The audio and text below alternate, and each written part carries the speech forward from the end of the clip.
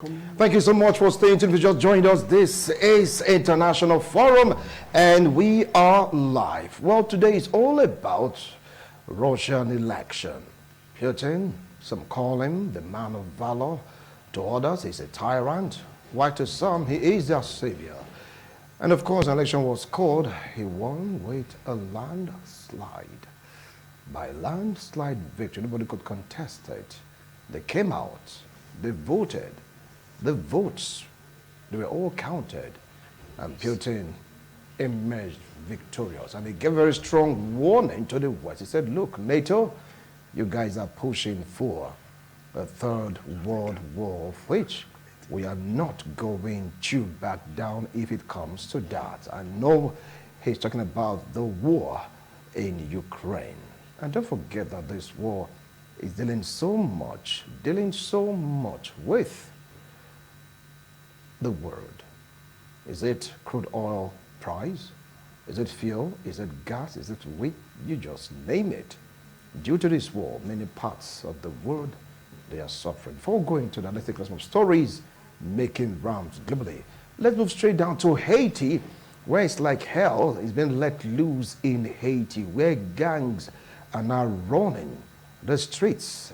And of course, the city, Port-au-Prince. Many have been running away from that town, or let's say that country, with Port-au-Prince being shaken. Say the harrowing journey out of gang territory. The innocent ones are beginning to look for a way to escape gang, territory because of what they are going through. Because right now it's like there is no government, so to speak. The prime minister, resigned because of the same squabble. And the barbecue is like having a feed day, and others also are beginning to occupy that territory. And if you must go to that territory, you have to pay what they call respect to each gang leaders governing that territory. The big question now is, when will peace return to Haiti? Don't forget they killed their president. Right now, because of fear of his life or for his life, the prime minister chose to resign. And see gangs, maxed up men, burning, maiming, stealing, looting. I'm not asking what is there to steal, what is there to loot. After all, Haiti right now, especially Port-au-Prince, is like a shadow of itself. You get to see bodies littering the street, and nobody's doing anything about it. A total example of a failed state. Let's see what the young do about this. Let's see what the youth do about this, because everybody just watching. Don't forget that Haiti, primarily black people, and they are there trying to eke out a living. But for gangs to come up with the government on how they've been ruling the country, and they choose to take law into their own hands, is that the right thing to do? Question to answer. Moving away from Haiti, let's get straight down to what is happening right now between Israel and Gaza, where UN has raised an alarm saying famine is the order of the day in Gaza because of the continual bombardment of Israeli soldiers in that particular Gaza. Israel said they're fighting against Hamas. And we're like thinking that since Ramadan is around the corner, there'll be a ceasefire. Benjamin Netanyahu gave a very, very stringent condition that Hamas couldn't meet. He said, give us back the hostages you kidnapped. Give us back the hostages you took from Israel in October 7. And they have a specific number he asked after. 100 and something. It was like, if we don't say this, forget about ceasefire. Even when the world is crying for ceasefire, he's saying, no, we are coming straight at you. Well, I'm thinking that Hamas was able to provide or produce those hostages, but still they couldn't do it, and they blame Israel for it, saying that you guys came and bombarded everywhere indiscriminately. Some of these people you're asking after, they might have died. And of course, Israel continued bombardment. But Joe Biden gave a very stern warning, saying, look, no matter what you do, Israel, don't attack Rafah. We're in support of it, we'll feel your pain. But Rafah is a place of refuge right now for thousands of Palestinians. Don't go there. And because of this clock, so to speak, in the agreement reached between U.S., Israel, and Hamas, despite the fact that U.S. is like dropping food, dropping medicine through parachute, it's still not enough. Thousands are hungry. Thousands are wailing. Thousands are crying. Medicine shortage. Hospital being attacked. Look at them running to the sea just to get food to break their fast from Ramadan. Don't you think it's high time Israel ceasefire. Look at this thing that we are starving. Save us, help us. These are kids crying. What did the kids do? But someone saying Hamas would have considered this before they attacked Israel. And Israel right now is not holding back. But come on, there should be restraint to anger. You've killed thousands as against 1,700. Come on. There's be restraint because of the children, if not for anything. But because of the children, you have to hold fire. There should be a ceasefire because these people that they're really, really suffering. They are suffering in the holy month. Come on. Have human sympathy. Do what Hamas did is very, very wrong, but you have to please calm down. Women, they are hungry. Men, they are hungry. Look at kids. Naive drifts trying to survive and you want to attack Rafah? Calm down. Calm down. I just pray that if the ceasefire and everything definitely will get back to normal. Talking about that, let's move straight down to what is going on in the U.S. where the suit against Donald Trump is like hanging on his neck. He just couldn't produce the amount that he wanted to produce. Hence, he just couldn't pay. You know, he has had this litigation, several litigation, and to top of the chart is when he was told to pay a certain amount of money, over $100 million US for tax fraud cases levied against him, like, settlement, plea bargain. Former US President Donald Trump unable to obtain bond in New York civil case. Is it going to be time for Trump to be strangled, to be hung because of the allegations levied against him? He just couldn't defend himself, and he's saying that, look, he's going to try to get the bond, but right now, he just couldn't get it. It's unavailable. So tell me now, what will the judge do? Is it going to impede this man's career? Is it going to impede his desire to become the president of the United States of America once more? He's saying, let's go for one more swing, one more ride. America definitely will be great. He gave all the retinues of court cases, of litigations against this man. Do you think it will all go well for him this time around? Because American presidential election is coming up in the month of November, and he's saying he's going to run come what may. Supreme Court also giving him the go-ahead to run for the election. But think about it. As it stands right now, with all this litigation hung around him, do you think he is going to pull through? Let's see how this will pan out. Right now, we'll go for a break. When we return, we'll take a look at Russia's election, and the way Putin won. Glorious victory, some classified it as. Others say, come on, he's been raped. After all, we don't have a credible opponent to really challenge Putin. Nevertheless, dead, forgotten, buried. So who will stand against Putin in all of this? His grip over Russia, and of course, its implication in the Ukraine-Russia war. We're taking a look at Putin's victory in the Russian election. It was resounding for some. It was superb for others. Why to some? It's just flim-flam. After all, the man Putin is a no-nonsense man. If you want to mess him up, he's like steps ahead of you. If you don't want to be messed up first. Before he started all this race, he chose to change the constitution. Don't forget that himself and Medvedev, yes.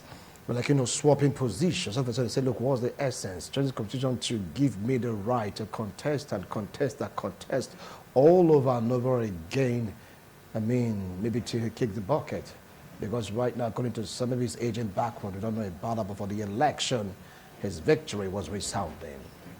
What are the implications of all this? With me here in the studio, I have a legal practitioner, political commentator, joining me to welcome Barrister Emmanuel Obakpolo. Barrister, welcome to International Forum.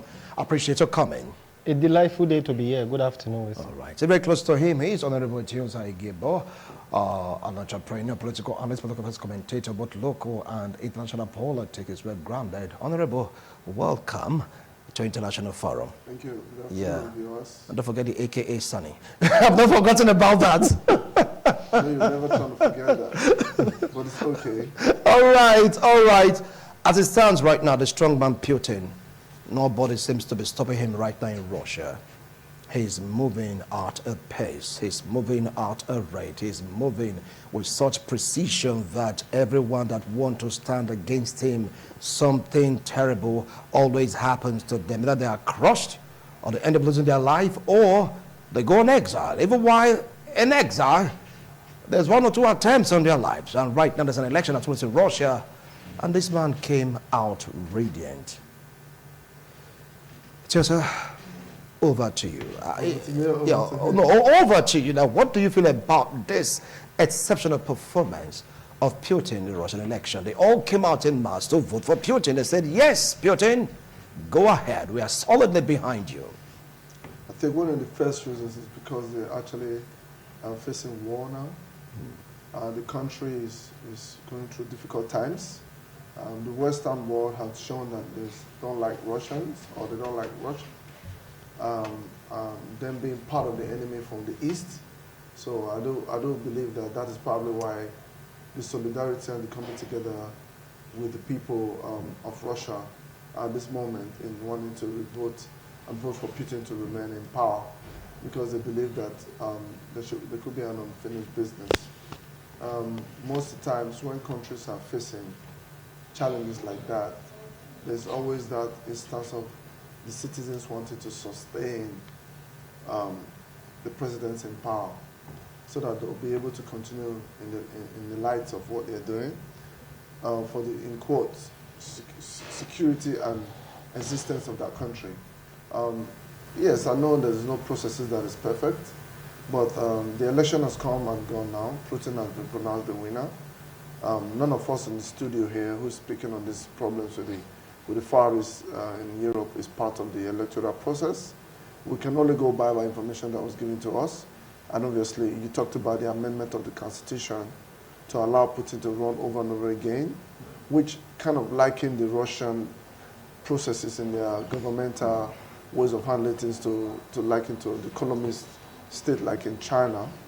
But then again, I think the peculiar situation with the country has kind of led to why they are amending constitution to fit the narrative of being able to run over and over again. I mean, Russia is a developed country, unlike in other climes, like in Africa, where you need change of hands to come up with new ideas. Russia is the already developed country. They have a lot to do with the world and the sustenance of energy and a low cost of living. So I'm sure if they constantly have one person as president within the way they exist, it's not a big deal. After all, in America, anybody can contest and continue to recontest if they have the opportunity, because America is already developed as well. So in terms of saying that maybe the electoral processes has given them a flawless victory, of course, you expect the Russians who are facing life and death situation, whereby there's a big problems between them and the Western world, and of course China supporting them and North Korea, you expect the people to vote in solidarity. That could be the reason why Putin has been able to win the election. All right. With ease. With ease. Well, Barrister Emmanuel Obapolo, you heard him, he said, because it's like, you know, a call for solidarity. Russia is at war with Ukraine. They invaded Ukraine, and right now the world is suffering. Russia is suffering. For them to show that they're behind their leaders. That's the reason why Putin won overwhelmingly. What do you think about it? I take exception to his thoughts. The Russian election just concluded rather, and the dramatic emergence of sit-tight President Putin. Was it dramatic? It's dramatic. Because if you listen to other opinions, or rather opinions from other parts of the globe, you would agree with me that the elections was indeed dramatic. Having the fact that Putin's closest rival, the person of Alexis, died in prison sometime late last year because of the elections forthcoming. And just now, Putin, if what happened in Russia, as the world has witnessed, happened in any other part in a developing nation, or particularly in Africa, by now you would have heard whistleblowers saying that, oh, in Africa are skilled in rigging elections. But now that it has happened with a developed country like Russia, the whole world seems to be silent somehow, save for some who have come to speak, like the president of Ukraine, who said that, oh, the election lacks legitimacy. And then when you look at clinging to power by some so-called powerful nations, you discover that they have this scientific and technological means of rigging election to stay put. And they wouldn't want to begin to give themselves some acronyms or adjectives to qualify their activities as it stands. But if it happens in Africa, oh, good me, you begin to hear all manner of adjectives wherewith they use to qualify Africans because they see us as third world nation. And unfortunately, we have over the years presented ourselves to them like as such. Now, going strictly by what happened in Russia, you discover that with the statistics that we had just now, Putin had about 87% of the election. That's overwhelming, 87%. Yes. To show the massive support. It isn't. That is what I'm telling you, that it was scientifically and technologically rigged. And that is my opinion, and I stand on it. And when you look at Putin before now, has looked for a way to ensure that he sits tight. Because initially, this year February makes 2 years, the Russian-Ukrainian war. The people never supported him. Why? Because they saw Ukrainians are their brethren. They have the same, they speak the same language, they intermarry, they share common boundary, and one time united Soviet Union, which is known to all. And just now, it's like beating your own younger brother and wanting to destroy your own younger brother. I don't think any other members of that family would fold their hands, cross their legs, and begin to give you the applaud. So, for Putin to have emerged with this kind of dramatic overrun, I think that it calls for so many questions. Having the fact that from the outset of this war between Russia and Ukraine, the Russians never supported it. So the same persons who never supported that war wouldn't have turned around dramatically to so elected overwhelmingly for Putin. So I think that there is more that meets the eye with respect to the election, just concluded elections in Russia. But be it as it may, the man has succeeded in getting another 6 years. He's 71 years old just now, and if you add 6 years to it, the man will be 77. So Russia is, and I think the man will go down in the history of Russia to be the longest serving president of Russia, doing away with, or when you try to consider the United Soviet Union under the communist Russia, we do have Joseph Stalin as the longest serving president. But today, yes, Putin will overtake him if life gives him the chance. All right, if life gives you the chance. Now, for what he said, this election, according to him, it's miraculous that it was rigged. He gave his own reasons that this same person do not support Putin. How come? You see, the same persons that choose to vote for him in March, because it doesn't add up. He said he was going to heap the blame on technology and what again in terms of the use manipulation of the election. So take it up from there. In Africa, it's manual rigging. In the Western countries, it's digital rigging. It speaks for the West most of the time. When W. Bush was returned, when they had war in Iraq, the election was so close, there was no digital rigging. He probably never spoke on that. People have two ways of looking at things, either in a broader way or in a narrow way.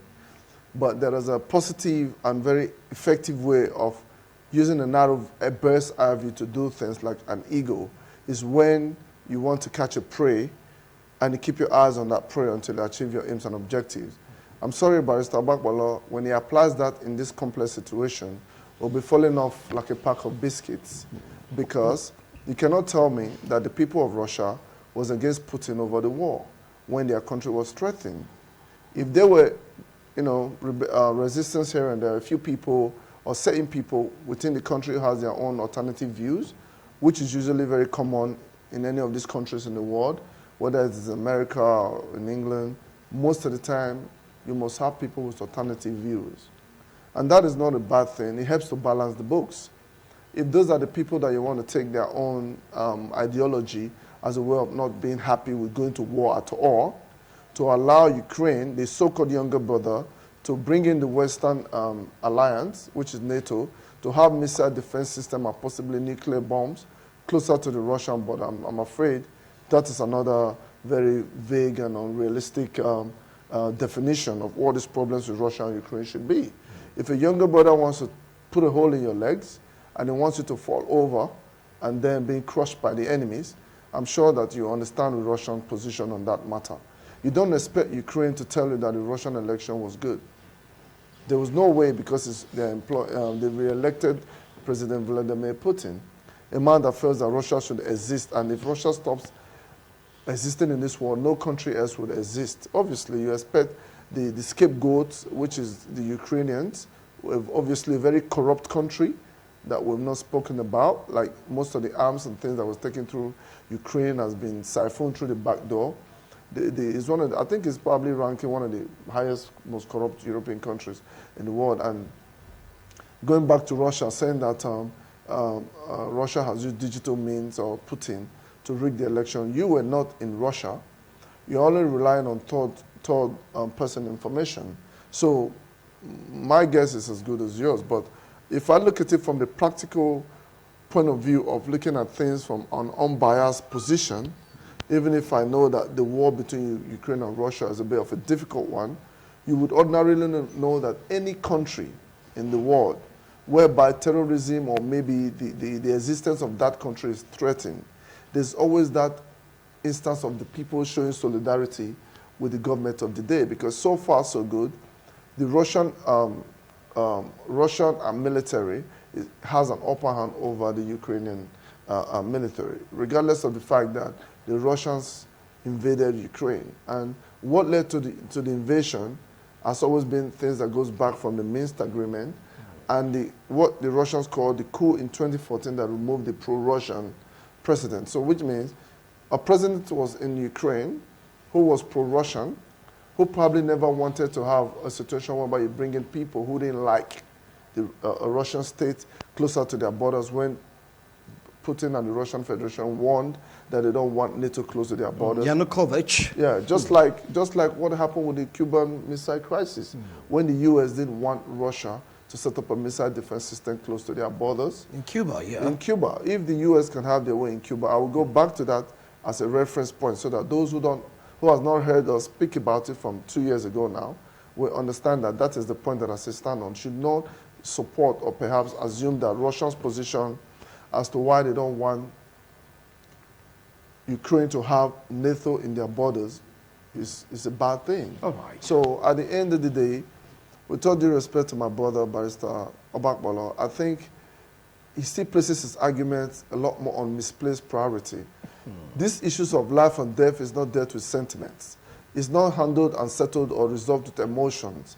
It's about sitting on a round table, understanding and respecting the bigger brother who produces and supplies arms to other countries, who has a more sophisticated and more established military formation, while you, who is being supplied free weapons or weapons in indebtedness or on credit to fight your so-called bigger brother, all right, to know that they're not going to fold their hands and allow a small brother who does not understand where they are standing, where a comic or a comedian is the president, to mess them up. Them. Okay. It will never happen. Well, you've heard him. He said your analysis is not on point because of what he said. He said these are people fighting for their lives. They know the reason behind the war. They know the reason why Putin is doing what he's doing. They know that if Putin doesn't stand firm, the West will just overrun them by having a base in Ukraine. That was the beginning and the end sense. Although don't forget about Yanukovych. Yes, he was chased out of Russia, a pro-Russian president. It was aided, but according to a report, now EU and Putin hasn't forgotten. Take it up from there. Well, I haven't listened keenly to what my brother and co-analyst have just opined. One wonders and begin to think and have the opportunity to so express oneself by saying that scientific politics is not simple arithmetics. I repeat, scientific politics is not simple arithmetics. Please throw more light on that. What I simply mean is that the kind of politics played just now in some Western world, particularly in Russia, wherein Putin is the sole beneficiary of the Russian-Ukrainian war.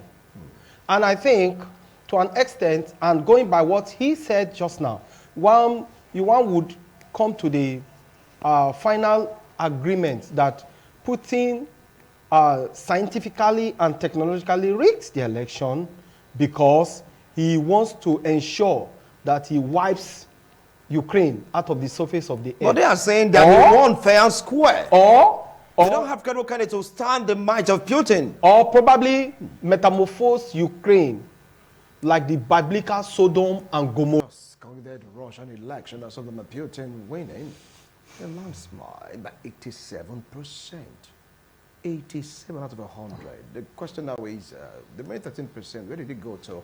I've never heard of those 13%, and Barrister Waller is saying that is technological rigging. Why Honorable Attorney is saying no, that is what the will of the people really brought forth. There's no rigging in it. Well, too, Barrister, before we went on that break, please continue with your chain of thoughts. With the phrase I so expressed, scientific politics is not simple arithmetics. And I've gone to also make some simple clarification with respect to that phrase, so opined by me. When you look at politics internationally, you will begin to discover that there is some kind of power play in politics, particularly Russia just now. Some persons have opined that if Putin wants to prove that he is a superman, as he claims, he should have brought back the old United Soviet Union, which comprises of countries like Uzbekistan, Bosnia-Herzegovina, United States, Soviet Russia, and some Lithuania, other Poland, yes, so you just name it. He should have brought them back. And I want to also to let my co-panelists to understand that just now, Sweden has joined NATO. NATO, yes. So when you look at all, you would agree with me absolutely that it is an international scientific politics that is being played here. But what does that have to do with the election, joining of NATO and the rest of them? Yes, that's why Putin himself haven't made himself the Russian Superman like we used to have. Mind you, some time ago we had a man called Muammar Gaddafi, and the press identified him, or once upon a time called him, the Libyan strongman. But somewhere along the line, he was smoked from the hole like a rabbit. So Putin and Libya's regretting that action till today. Whether or not they forgot the action, you can only the action. You can only be a Superman where you have the people behind you. Okay, please continue. So the people are the Superman. Are you getting me? But where you jettison the people are now telling you, oh, Mr. President, this war is needless. This war is senseless. These persons are our brethren. Why don't we embrace them and look for an amicable way to so settle this matter? And you say, no, it shows that you are the sole beneficiary. Just now we have another war on our palm, which is the Israel-Gaza war. Hamas war. I don't choose to call it Gaza. Hamas war. And some many bookmakers have come out to say that Benjamin Netanyahu is the sole beneficiary. If we equate that with what transpired just now in the Russian election, you would agree with me that Putin is the sole beneficiary of what is happening in Russia. So, having said that, there is absolutely no need for war.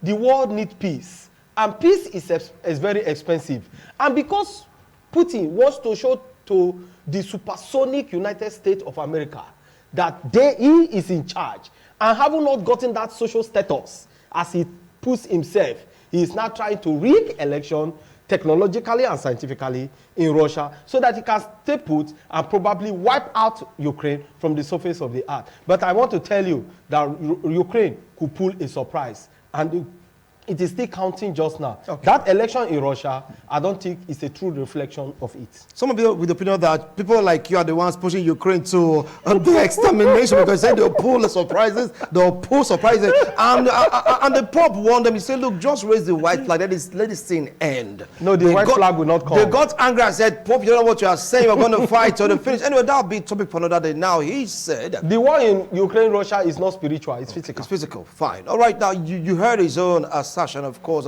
his own analysis of the situation, saying Ukraine definitely is going to pull a surprise. Now, let's take a look at the implication in Ukraine. Because right now, I know deep down their heart, they don't want Putin to continue as the president of Russia. And don't forget, this war also distorted Ukraine election. As it stands, there is no election in Ukraine. Russia had there successfully, and that is the Iron Man you're seeing there flying as a military helicopter. He's saying Russia definitely must be protected. Russia definitely will be protected, and NATO should take it easy because they are pushing them towards Third World War. Take it up from there. I am very surprised as a person that Barrister Obapolo, which obviously I can forgive him, would speak on the extinction or decimation of Muammar Gaddafi. I am not saying that Muammar Gaddafi was the best person as a military dictatorship, but it was a guy that understood the imperialism. It was a guy that understood the oppression from the come to Africa, grab what you need to grab, shut them down, and take everything back to the West. Understandably, it's hedge money. If you have the capacity and the powers to overrun other people and take all that belongs to them, bro, bingo, so be it. That Muammar Gaddafi's thing is something that affects the whole of Africa. All the man talked about was to sell his product and crude oil in his own currency, which is what Russia did. If Russia was not a super country, if Putin was not a superman, to sell crude oil in ruble today, they would have extincted them already. Imagine if that turns around and we come back to Nigeria, and the currency, Naira, is now being sourced to buy crude. Overnight, it probably will marry the dollar to the Naira. The currency will get stronger. But we can't dare to get up and say we're not trading on our crude oil, our natural resources without dollars. There will be problems, there will be consequences. But Russia, as a superpower and as a country with so much ability, can actually do that and they do nothing about it. And China did the same also in yen. China did the same in yen. So now Nigeria as a country is even thinking of probably having an exchange rate with this yen and ruble and whatnot to strengthen the currency. All Gaddafi and Saddam Hussein said, regardless that they were ruthless with their people at some point. Not everybody in Muammar Gaddafi's point or country was not for him. It was just that the Western country had used them against his people before time, and then eventually, when they became so powerful, they left him and used that means against him. Now back to Russia, Ukraine. It is all tactical. It's all about the survival of your country. It's about the economic stability. It's about the better life for your people. So coming back to Russia, just like as you said, the issues of the elections or whatnot was never rigged. You cannot tell me that a little brother goes to somebody and he wants to challenge them. And for example, you have a house of 10 bedrooms. And then, for some reason, you seat off 3 rooms within the same house. Somebody else comes from outside and wants to plant a bomb in that building. That can affect you. You as a bigger brother will not allow it. I think that is the situation with Russia and Ukraine. And obviously, President Putin, being the president of the country, I'm just going by practical aspect of it, not necessarily digitals, whatever mathematics that he was talking about. I'm going by the practical aspect of it. These are countries that has had history with the fallout of the issue of hedge money with the West for so many years. But don't you forget it, if Russia or President Putin was really interested in bringing back the Soviet Union, which is an impossible thing, why were they working with Ukraine and work the Nord Stream 2 pipelines, the gas pipelines through Ukraine, routed through Ukraine to Europe, whereby Ukraine gets paid royalties for that particular infrastructural benefits to the Eastern Bloc. Now those are stopped. The Nord Stream pipeline was bombed because they want to sabotage, having people live a normal life or live a better life. That is why even in Europe today, things are gone really high. People have become much poorer. You're not speaking on that. You're talking about people who is almost acting on self-defense or perhaps pushed to react to a particular little brother who is being disrespectful to the bigger, older bigger brother who has everything that he needs within his ranks to hold his position and remain dominant. If Russia could get up and say, you buy my product in ruble, imagine if we could do that in Nigeria today. All the sufferings that we go through would have been a thing of the past. But of course, we are not on that level. So you not live close enough to the Westerns, to people in the West or in the Eastern Bloc. You come from here, you've been here. So that is why I said you can be forgiven. I've had the opportunity to live with them. I know what the history is about. I know what happened during the First World War. I know what happened from the closed market system with Japan, what led to the big baby and the little baby nuclear bomb, to the having a Bretton Woods system that we operate today. You see what I'm saying? The open market system, which is good. But the open market system is capitalist system. They bring it and they control how it works. So now, how does it relate to Russia and Ukraine? Of course, Russian election. The way it relates to Yes. Russia and Ukraine is the fact that they are at war. Because the backdrop of this argument is the fact that he does not, my colleague here, does not believe that the Russian people voted for Putin with that margin because they were at war. But I'm not telling you, because the Russian President Putin has been able to work with the Russian Federation to sustain and keep them viable within the existence of Russia, whereby their currency is doing, everybody's suffering, but it's doing better than the Western sanction assumed it would have amounted to. And today they are still like waxing stronger. All right. So that alone is enough reason for us to assume, even if you haven't had the time to live with them, I have lived with them, maybe one day you will, maybe your thoughts will change, and at the end of the day to realize that Russia as a country is a superpower. The interest of the USSR thing has never been the case, because if not, Ukraine would not be existing for this long. All right. Secondly, just a minute. Please, Uncle. Just a minute. Yeah. And I expect you to tell him that next time when he's talking, so that he doesn't move from one thing to the other. Secondly, the issues of the Minsk agreement that's to do with the eastern Ukraine, with the problems they have with the native Russian-speaking Ukraine and Crimea. You were there, you heard it. It's not an open secret that these people were having problems and run-ins with the Ukrainian government, and they were being killed. Insecurity was bad. 13,000 people was killed over 8 years. And these people were fed, they were open, no protection. Okay. And today, Russia they have stepped up to the plate. I am not saying that Russia don't have their bad side, but as this case stands in this Russian argument, I have said it time and time again, in the last over 2 years, I've said that this war, Russia would win. And I don't think, and I don't feel that the Ukrainians should make themselves a pawn in the chess game. Thank you. To fight with a superpower that is stronger than you. I will come back to you, Honorable, but let's get the opinion of Barrister Emmanuel Obapolo. Now, you heard him.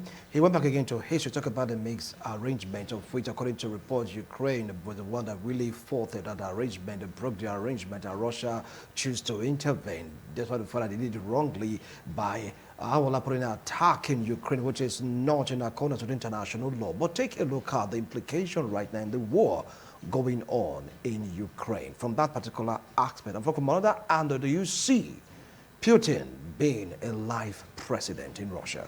That is what the man has just established. And that's why I did say here that he has succeeded in becoming, if life allows him and he still breathes, for the next 6 years, as the constitution so encapsulates in Russia, he will become the longest serving president of Russia. And that is an achievement to him. And I also want to, a little digression.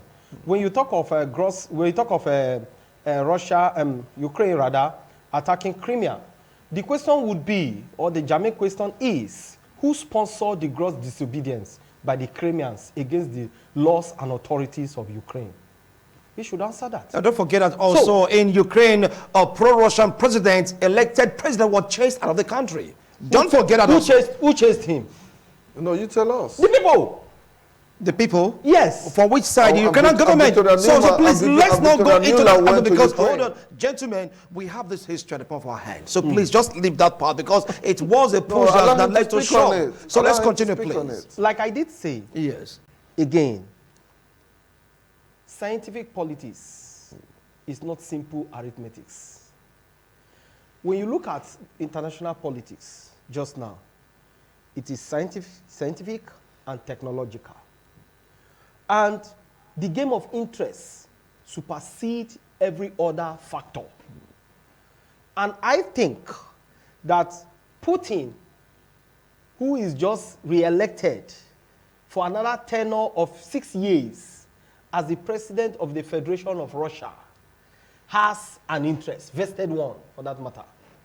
And one of the interests is that, arguably or not, the man has succeeded by telling his people, perhaps, that look, we have war on our hand. And I think I am the arrowhead here to prosecute and achieve results with that war. And I also think that the Russians are not in consonance with him prosecuting the war between Russia and Ukraine. That alone would have been a minus and not a plus for him. And going by history, we have it on record. His closest rival died mysteriously in the prison, where he himself was one who arrested, prosecuted, and imprisoned that man. Nobody is going there. My co-panelist here is not talking about that. Because he saw that leaving this man to contest the election just now that has just been concluded with him will be a great disadvantage to him. So what happens? The man was eliminated. We also have the leader of the Wagner brothers, who was also mysteriously eliminated. Why all of this? So you would agree with me that indeed scientific international politics is not simple arithmetic. So Putin has been able to scale the election, its achievement, hence is the single sole beneficiary of this election and the war between Russia and Ukraine. So do you see the war continuing after this election? It's going to be like, bombardment on ending. It will. And that is why you see just now, even the president of Ukraine has cried out systematically, wherein he said that the election lacks legitimacy. So the phrase election lacks legitimacy. Is it for he to say? That is his opinion. That is his opinion. All right. And he is saying it because of the interest himself has. But we who are not beneficiary from any part, but persons who want to embrace, observe, and obey the rules of international laws that will now give birth to peace and stability in the globe, would want to begin to finger some of the past, present, and future activities carried out by some of these leaders. All right. Lucky Dube, in his song titled Crazy War, leaders start the war anytime they want. Some for their rights, some for fun. But at the end of the day, the people are the victims. You heard him, the people are the victim. Legendary Lucky Dube. Now, do you see this war continuing until Russia achieve what they want to achieve, is annexed into the next region, or it is going to be the reversal when it said Ukraine may just pull up a surprise? After as it stands right now, Ukraine is using drone to attack Russia oil installations. He's been speaking in favor of Ukraine, but I'm happy that he's losing, and he keeps losing. His opinion has never worked. His understanding of the war in the West, in the Eastern Bloc between Russia and Ukraine, I said that I think I believe, or I know Russia would win. I looked at the contours and the key performance indicators and the borrowers of arms, and I told you they cannot succeed. They are selling their arms for information, and I want to let you know that you are pursuing an interest too. Don't tell us on this platform, on this media house, that you're not pursuing an interest, because you and I know what you told me about how you want to look good to set in particular block, so that when you're visiting, you don't have a problem. But I'm telling you, it doesn't matter. It doesn't matter. I'm talking about the cocoa right now. What is in it for Putin if it win? This instance, that will not affect you, because it's a matter of discussion. It's for people to build their opinion on whatever you say. I don't think the war will continue any further from the day Ukraine raises the white flag. But they're saying no to that. Even when the Pope suggested, they said they will not raise any white flag. We'll keep fighting. But Ukraine said they will not raise any white flag. Yes. So how do you now blame the bigger brother who wants to keep teaching them a lesson for being wrong? You can't blame Russia for that. And when you look at the fact that Russia, a president wins an election again, Putin is not living in every inch of Russia.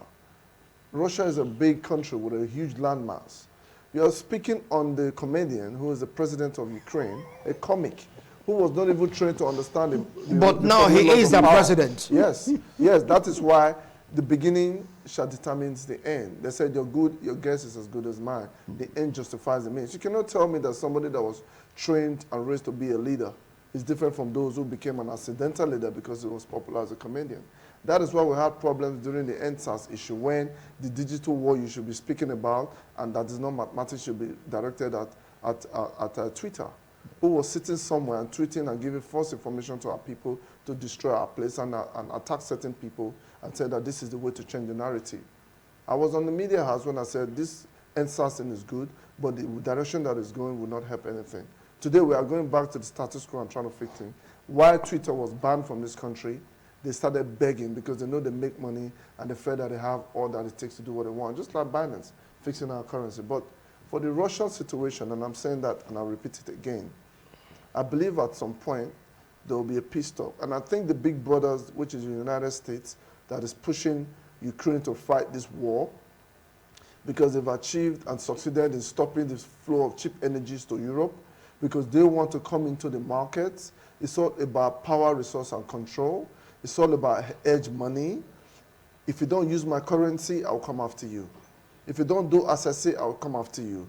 If you digress a bit and look at what is happening in the eastern bloc of Africa, from Burkina Faso to Niger and whatnot, you see this young military man who was taking over power, speaking in the direction of what they think they should do for the betterment of the people. We don't support coup, but a lot of these young guys who took over power are also trained in a Western country. That is the international politics you need to understand, not what is happening in Russia and Ukraine. If you want to understand what is happening in international politics, you look at how coups took places in most countries. In those days when Nigeria suffered such fate, the execution of Murtala Mohammed, one of the best presidents we have as a military administrator, go and find out the history, what happened. So none of these countries exist on their own. They belong to a particular bloc. A Francophone country is controlled by France, and an Anglophone country is controlled by the English or the Americans. That is how it has always been. It is the vested interest that makes them do what they do. But then we can benefit both ways. If we in this country, are the black people, use our minds to do what is right for our people, because we get enough to develop ourselves. So for me, I wouldn't continuously beat a dead horse, because I can understand that a mindset is a mindset. I don't feel or believe that the war in Ukraine by now should still be on. I believe if the US that is supporting Ukraine interface and engage with Russia, though it has become a bit difficult now, Russia is not demanding beyond ordinarily what they should demand in terms of the areas they want to cover, because it's all about safety. They are the ones that are experts in those areas, because Putin was a KGB agent. He's more of a student from that paramilitary platform. So he understands the need and issues of power play, why he will not back down in issues to do with Ukraine. Just like I won't speak much on that certain areas I mentioned, and we wouldn't speak much on the issues of the rebellion that took place in 2014 when Victoria Nuland came there. She's a warmonger. She's always been to everywhere where there's trouble. And peace is expensive, like you said. If we can have peace in the world, Ukraine is a beautiful country. Russia is a beautiful country. So whether you have President Putin sitting there as life president, bro, we'd rather have life president in this country and have a country with the kind of road network, train network, produce whatever we want to produce and have value in our system and not swap it from one to the other. If we are changing from zone from north to south, and we still have earth road everywhere, we don't have railway, fuel is still expensive when we have crude oil and have refineries, then maybe I can still resist with that. All right. So at the end of the day, my own opinion on this matter, based on what I've known and I've read as well, I've studied far and wide as well. All right. I wouldn't think this or think that. I will tell you, I know this and I'm saying that. All right. As a way of building my opinion. All right. Now, Barrister, you're going to have the last line on this discussion, because taking a look at the time, our time is fast spent. You've just given your last line, okay? All right. I know, take a look at the time. Time is fast spent. It's started. Okay, fine. So please, Barrister, what advice do you have right now for Ukrainians? Because the Pope advised them, because the Pope saw what was happening. He said, look, just hoist the white flag. Let this thing end. And they are saying, never. We are going to fight to the end. Russia, right now, the current election, Putin won overwhelmingly. Whether Zelensky says is legitimate or not, he has won as a president. What others do you have for them? Yes, he has won as a president. That is the typical mind of an average Nigerian. And the next thing they'll tell you, just as we saw last year, You got to be kidding me. they'll tell you Seriously? go to court. They'll tell you go to court. But in this situation, thank God there is no phrase like go to court. Now, let me tell you, when you look at the war between Russia and Ukraine, it's a senseless one. It's needless. To the extent that Ukraine is a sovereign nation. Ukraine is not the pet of Russia. If Russia had protected the interests of Ukraine, would Ukraine have seceded from Russia? Hold on. Is Cuba a pet to the U.S.? Don't No. forget that the same sort of situation happened between Russia, Ukraine, and Cuba and America. And that's why we condemn. We don't want to go into that right now. We condemn the activities of America. No. All right, Cuba. Okay, because And I am also condemning the activities of You're Putin. not giving us your in Ukraine. opinion and advice. okay. Ukraine. Let me tell you. No, hold on. He has the floor. He has the floor. You've spoken at length. He has the floor, please. Ukraine can choose to belong to any society she wants, as long as that society is not an unlawful society. Thank you. Thank you so much, gentlemen. Anyway, 30 seconds for you. So before fairness sake. I don't have much to say. 30 seconds. I hope and pray that the war in Ukraine comes to an end soon, because Europe is feeling it. Africa is feeling it. Cuba is not a sovereign nation, but Ukraine is a sovereign nation. Thank you. You need to go back to the four walls. Thank you. Thank you so much. Well, you've heard them. Before all these things started, we were like, remember, when we wanted to have a base in Cuba, you said the world would bleed. And we retreated. That was by Russia. But now, US doesn't want to move. NATO is still coming in. Russia reacted. I'm not taking sides, but take a look at it. Peace, they say, should be our watchword. These guys should go settle themselves. Come on. See you next week, Tuesday, God willing. Bye for now.